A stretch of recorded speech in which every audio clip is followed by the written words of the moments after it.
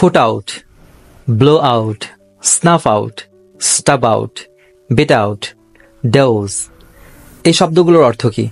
এই প্রত্যেকটি শব্দের অর্থ হচ্ছে আগুন নেভানো, কিন্তু এই প্রত্যেকটি শব্দের ব্যবহারের ধরন ও প্রেক্ষাপট আলাদা। চলুন দেখে নেওয়া যাক। Put out. পুট আউট শব্দের অর্থটি হচ্ছে আগুন নেভানো, তবে আমরা যখন সাধারণভাবে কোনো আগুন নেভানো বোঝাই তখন পুট আউট ব্যবহার হয়। যেমন put out the fire, put out the fire, আগুনটি নিভিয়ে দাও।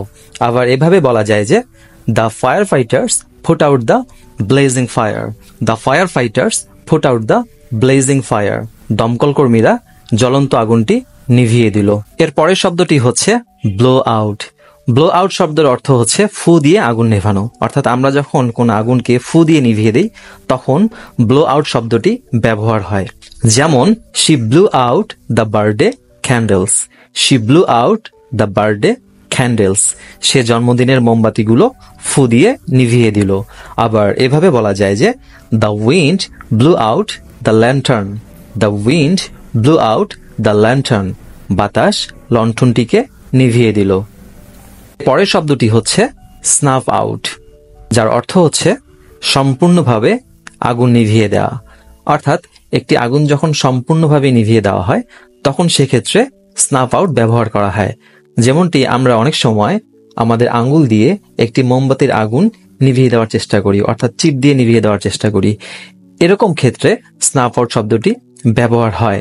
যেমন he snapped out the candle with his fingers, he snapped out the candle with his fingers, সে আঙ্গুল দিয়ে মোমবাতিটি নিভিয়ে দিল। এরপরে শব্দটি হচ্ছে স্টাপ আউট। স্টাপ আউট শব্দের অর্থ হচ্ছে জোরে চাপ দিয়ে কোনো আগুন নিভিয়ে ফেলা।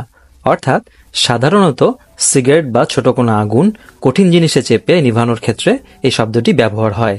যেমন he stubbed out his cigarette in the ashtray, he stubbed out his cigarette in the ashtray, সে তার সিগারেটটি অ্যাশট্রেতে নিভিয়ে দিল।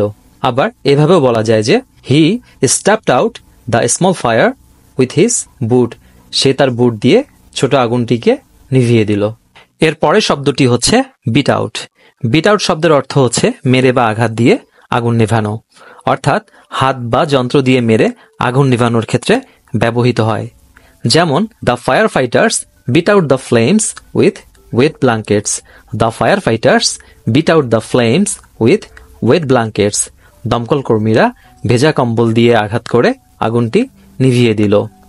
আবার এভাবে বলা যায় যে he beat out the fire with his jacket, he beat out the fire with his jacket, সে তার জ্যাকেট দিয়ে আঘাত করে আগুনটি নিভিয়ে ফেলল। এর পরের শব্দটি হচ্ছে ডাউজ।